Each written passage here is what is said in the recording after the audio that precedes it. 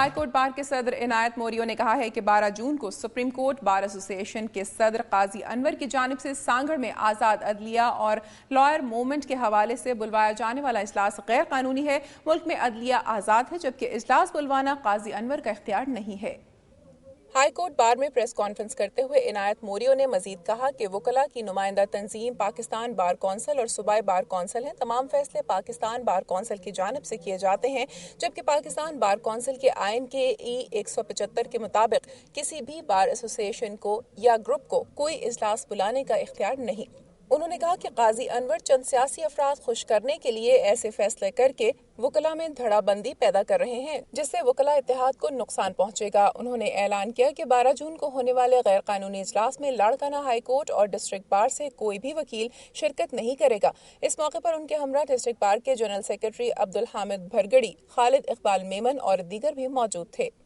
سانگھڑ کے ضلعی administrator D C او رسول بخش نے چک نمبر 8 میں مرکز صحت کا دورہ کیا۔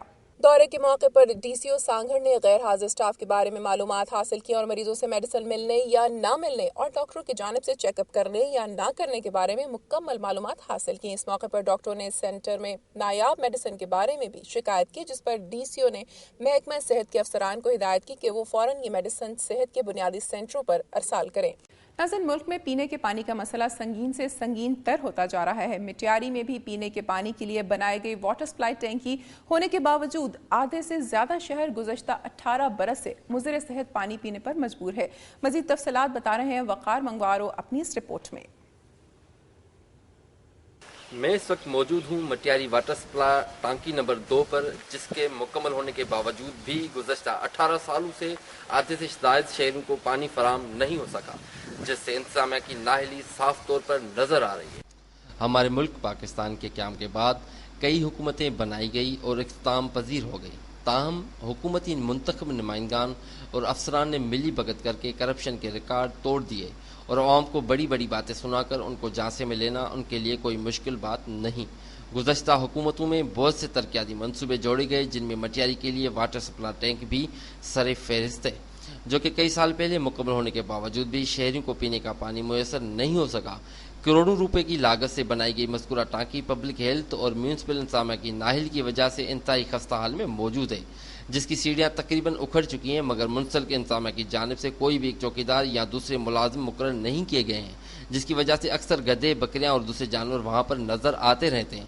شہریوں نے دنیا نیوز کو بتایا کہ مذکورہ ٹانکی سے شہریوں کو پینے کا پانی کی سپلائی تو دور کی بات ہے، مگر محکمہ پبلک ہیلتھ اور میونسپل انتظامیہ کی طرف سے کسی بھی قسم کے اقدامات نہیں کیے گئے، جس کی وجہ سے آگے چل کر مذکورہ ٹانکی آس پاس کے گھروں پر گرنے کا بھی خطرہ ہے اور رہائشیوں کو کسی بڑے نقصان کا سامنا کرنا پڑے گا۔ انہوں نے کہا کہ گزشتہ کئی سالوں سے مذکورہ ٹانکی دیکھنے میں تو آ رہی ہے، مگر پینے کے پانی کے لیے ترس رہے ہیں اور دور دور سے پانی لے کر آنا پڑ رہا ہے، یا تو زمین سے نکلنے والا کھارا پانی مجبوراً پینا پڑ رہا ہے۔ انہوں نے بتایا کہ ہم نے انتظامیہ سے بار بار شکایت کی، لیکن کوئی خاطر خواہ نتیجہ نہیں نکل سکا۔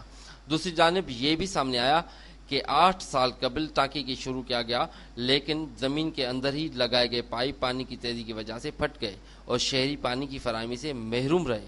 دوسری جانب انتظامیہ کی نااہلی کی وجہ سے ٹانکی کے باؤنڈری وال کے احاطے میں مختلف لوگوں نے قبضہ کرنا شروع کر دیا ہے، جن کو کوئی روکنے والا نہیں ہے۔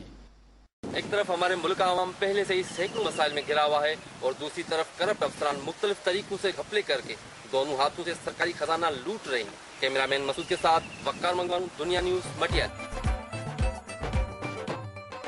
ناظرین، سندھ کے بعد اب چلتے ہیں صوبہ بلوچستان کی طرف اور نظر ڈالتے ہیں صوبے کی چند اہم خبروں پر۔ کوئٹہ سمیت صوبے بھر کے تمام سی این جی اسٹیشنز ہفتہ وار تعطیل کے باعث اگلے 24 گھنٹوں کے لیے بند کر دیے گئے ہیں، جس کے باعث لوگوں کو شدید مشکلات کا سامنا ہے۔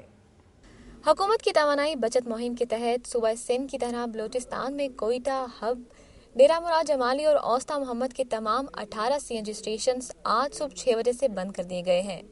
سی این جی اسٹیشنز کی بندش کی وجہ سے صارفین کو شدید مشکلات کا سامنا ہے۔ بلوچستان کے تمام اسٹیشنز پر یومیہ 24 سے 30,000 کلو سی این جی استعمال ہوتی ہے۔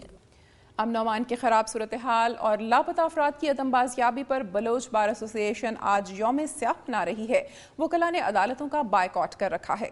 بلوچستان کی مختلف بار ایسوسی ایشنز کی عمارتوں پر سیاہ پرچم لہرائے گئے ہیں اور وکلاء نے بازوں پر سیاہ پٹیاں باندھ رکھی ہیں۔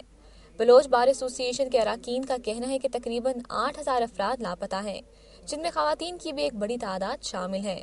لاپتہ افراد کی بازیابی کے لیے احتجاج اور مظاہرے کیے گئے ہیں۔ عدالتوں سے رجوع بھی کیا گیا ہے، لیکن لاپتہ افراد کی بازیابی نہیں ہو سکی۔ ڈیرہ مراد جمالی کی مین بازار میں دن دہاڑے جیولر کی دکان میں ڈکیتی، مسلح ڈاکو لاکھوں روپوں کے زیورات اور نقد رقم چھین کر فرار ہو گئے۔ واقعے کے خلاف شہر میں مکمل شٹ ڈاؤن ہڑتال، سندھ بلوچستان قومی شاہراہ بلاک کر دی گئی۔ شہری ایکشن کمیٹی کی کال پر ڈیرہ مراد جمالی میں مکمل شٹ ڈاؤن ہڑتال کی گئی۔ سینکڑوں ڈنڈا بردار موٹر سائیکلوں پر گشت کرتے رہے۔ احتجاجی مظاہرے سے خطاب کرتے ہوئے شہری ایکشن کمیٹی کے چیئرمین، سیاسی پارٹیوں کے رہنماؤں تاج بلوچ، نظام الدین لہڑی، حافظ محمد اکبر نے کہا کہ شہر میں بڑھتی ہوئی بدامنی، لوٹ مار، قتل و غارت کے سبب عوام عدم تحفظ کا شکار ہے۔ ان کا کہنا تھا کہ پولیس ڈاکوؤں سے ملی ہوئی ہے۔ شہر میں مسلسل تیسرے روز بھی لوٹ مار اور ڈکیتیوں کی وارداتیں ہو رہی ہیں۔ موٹر سائیکل چھیننے کے دوران مزاحمت کرنے پر شہری کو اپنی جان سے ہاتھ دھونا پڑے۔ اس دوران قومی شاہراہ بلاک ہونے کے سبب سینکڑوں گاڑیوں کی لائنیں لگ گئیں۔ ناظرین، صفائی نصف ایمان ہے، لیکن ملک میں کئی علاقے ایسے ہیں جہاں صفائی ستھرائی پر کوئی توجہ نہیں دی جا رہی۔ چمن میں بھی شہر میں جگہ جگہ گندگی کے ڈھیر لگے ہوئے ہیں، جن کی وجہ سے عوام شدید مشکلات کا شکار ہیں، جبکہ گندگی سے شہر میں مختلف بیماریاں پھیلنے کا بھی خدشہ ہے۔ تفصیلات جاننے کے لیے دیکھتے ہیں اسلم اجگزئی کی یہ رپورٹ۔ میں اس وقت چمن شہر کے معروف شاہراہ مال روڈ سے متصل پرانا گنج کے مقام پر موجود ہوں۔ چمن شہر میں صفائی کی ابتر صورتحال کے باعث عوام کو سخت مشکلات درپیش ہے۔ شہر میں صفائی کے لیے خاطر خواہ انتظامات نہ ہونے کی وجہ سے شہر میں جگہ جگہ گندگی کے ڈھیر لگے ہوئے ہیں، جس سے مختلف امراض تیزی سے پھیل رہے ہیں۔ ٹی ایم اے انتظامیہ کی جانب سے شہر میں امراض کی روک تھام کے لیے اسپرے کا کوئی بندوبست نہیں ہے۔ شہر بھر سے روزانہ 100 سے زائد ٹن کچرا اٹھا کر محفوظ جگہ نہ ہونے کی وجہ سے شہری آبادی سے متصل کھلے میدان میں پھینک دیتے ہیں۔ کچرے کی وجہ سے لوگ مچھروں کی افزائش نسل میں بھی تیزی سے اضافہ ہو رہا ہے اور ساتھ ہی قریبی آبادی کے ہزاروں افراد مختلف بیماریوں میں مبتلا ہو رہا ہے۔ حکومت کو چاہے کہ روزانہ 100 ٹن سے زائد اٹھائے جانے والا کچرے کو محفوظ مقام پر منتقل کرنے کے ٹھوس اقدامات کرنے چاہے تاکہ صحت مند معاشرے کا قیام ممکن ہو سکے۔ عوام کو درپیش زندگی کی بنیادی سہولیات کی بروقت فراہمی حکومت کی اولین ذمہ داری بنتی ہے۔ کیمرہ مین عبد المنان کے ساتھ محمد اسلم اچکزئی، دنیا نیوز، چمن۔ بلوچستان کے بعد اب چلتے ہیں خیبر پختونخوا کی جانب اور نظر ڈالتے ہیں علاقے کی چند اہم خبروں اور رپورٹس پر۔ حلقہ پی ایف 69 ٹانک کے ضمنی الیکشن میں امیدواروں کے کاغذات کی جانچ پڑتال مکمل۔ 17 امیدواروں کے ضمنی الیکشن میں حصہ لینے کے لیے کاغذات کلیئر قرار دے دیے گئے۔ جن امیدواروں کے کاغذات کلیئر قرار دیے گئے ان میں حاجی Gulistan Bettani JUIF engineer Dawar Khan Kundi Peoples Party Parliamentarian, Mustafa Kundi Peoples Party Parliamentarian, Habib Ullah Khan Kundi ANP، Ahmad حبیب اللہ ANP، عرفان ANP، قسمت اللہ میانی تحریک انصاف، رحمت اللہ پاکستان بچاؤ پارٹی، ملک گلستان آزاد امیدوار، نیک بادشاہ آزاد امیدوار، محمد سعید آزاد امیدوار، عبداللہ حقانی آزاد امیدوار، خان بادشاہ آزاد امیدوار، وحید اللہ آزاد امیدوار، غلام عباس آزاد امیدوار، رشید اللہ آزاد امیدوار، حاجی عبد المجید آزاد امیدوار شامل ہیں، جبکہ مسلم لیگ نون، PPP شیرپاؤ، JUI سین، MQM، مسلم لیگ قاف سمیت دیگر پارٹیوں نے الیکشن میں حصہ نہیں لیا۔ مردان میں 2 متحارب گروپوں کی دشمنی دوستی میں بدل گئی۔ جرگے نے ایک دوسرے کے خون کے پیاسوں کو قرآن پر حلف اٹھا کر ایک دوسرے سے گلے ملوایا۔ مردان شہر کے رہائشی فریقین اقبال اور محمد علی کے درمیان گزشتہ ماہ زبانی تکرار پر فائرنگ کا تبادلہ ہوا تھا، جس میں دونوں اطراف سے ایک شخص زخمی ہو گیا تھا۔ واقعے کے بعد نہ صرف فریقین کے درمیان شدید خون خرابے کا خدشہ تھا، بلکہ شہر کے مجموعی امن و امان کو بھی خطرات لاحق تھے۔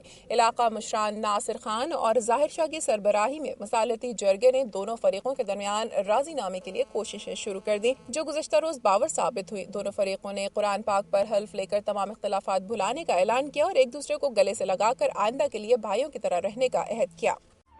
وقت ہوا ایک بریک کا۔ بریک کے بعد دیکھیے وفاقی بجٹ پر تاجروں کی تنقید۔